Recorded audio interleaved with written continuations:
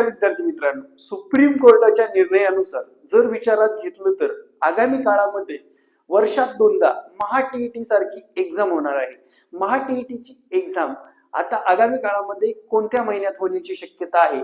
तर महा-टी-ई-टी ची exam April किंवा मे या महिन्यापैकी दोन्हीपैकी एका महिन्यात होईल आणि त्यानंतर नोव्हेंबर किंवा डिसेंबर या दोन महिन्यापैकी एका महिन्यात होईल. आणि TIT4 होणार का?